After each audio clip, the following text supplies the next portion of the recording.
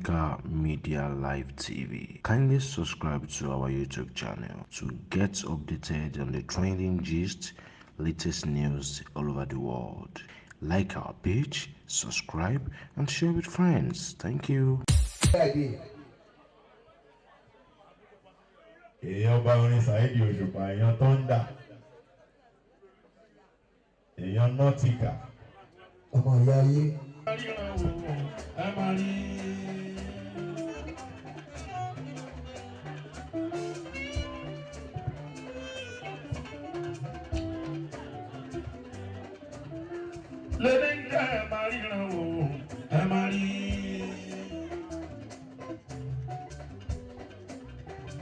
Mario rẹpẹtẹ ijó amari.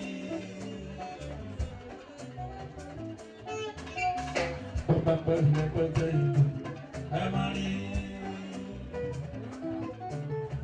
Bàbá rẹpẹtẹ ijó amari.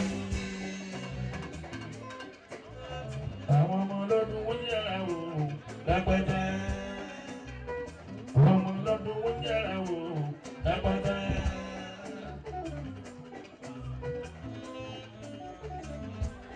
Tó bá lẹ́nu níjà àrílẹ̀.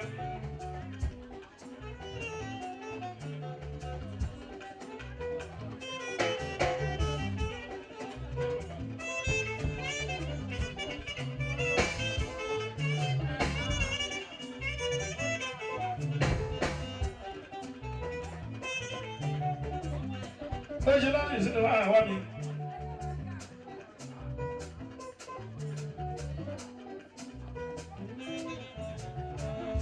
Ìwé wá mi wá, ọmọ wá mi wá.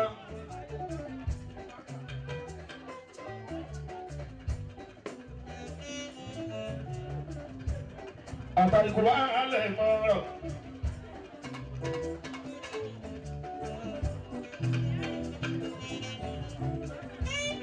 Lójoojúmọ́ ni orí rẹ̀ mi lárùn sí.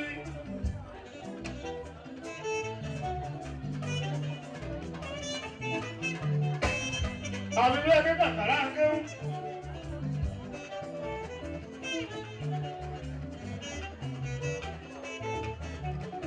Ìgbà tí mo ta Amẹ́ríkà ní bàbá àzúyá. Ìgbà tó rẹ bàbá yé.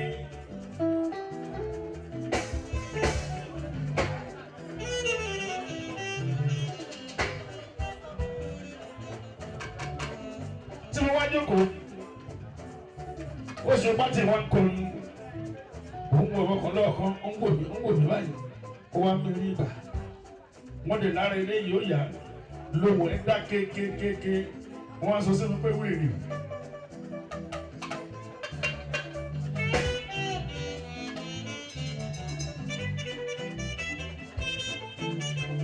Mo ní yóò ti gbàgbé kó mo sọ pé bí ìkú lọ máa kọrin.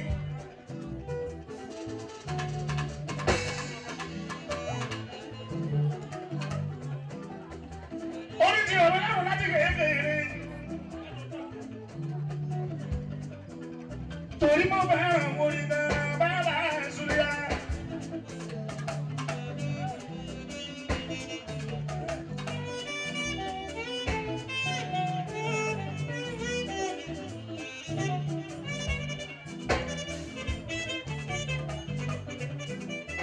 Tí n bá dàgbà, tí n bá darúgbó, tí n bá tún lọ tán. Gbogbo àwọn tó fẹ́ràn mi lọ́mọ bá gbóhùn mi, màá máa ń kọrin sí wọn létí. Látọ̀wọ̀.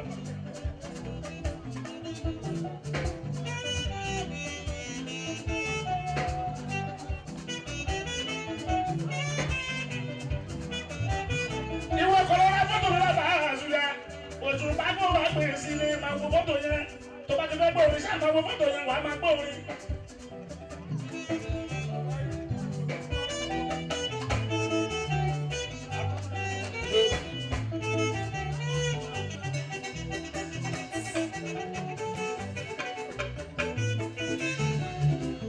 Àbí kòló kékeré ọkọ̀ wà á fi sọ̀rọ̀ lọ́wọ́ fi sọ̀rọ̀.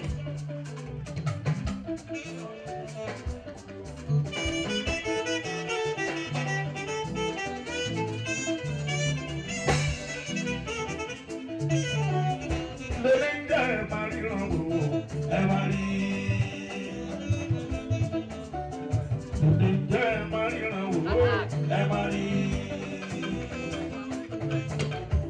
tó bá ń gbèrò kó kú àbí kó máa ń kọlu mọ́ ẹ má darí dáàmú ìyẹn ò lóògùn.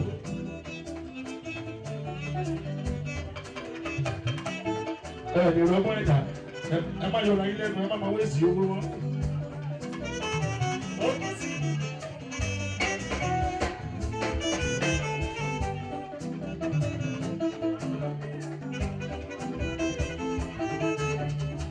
Ẹ̀gbọ́n tẹ̀lé ṣe ẹ̀rọ ọlọ́run máa sọ̀rọ̀ ẹni kó má jẹ́ táyé wá mọ́ ìpanu táyé wá ẹ̀dá náà.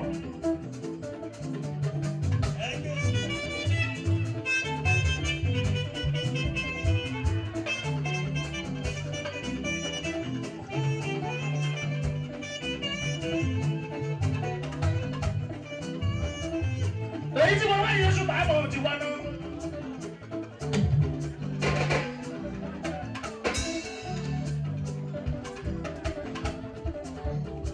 Mi ò tẹ̀lé dábàá ìdábọ̀ mọ́ àbọ̀ ẹ̀ náà.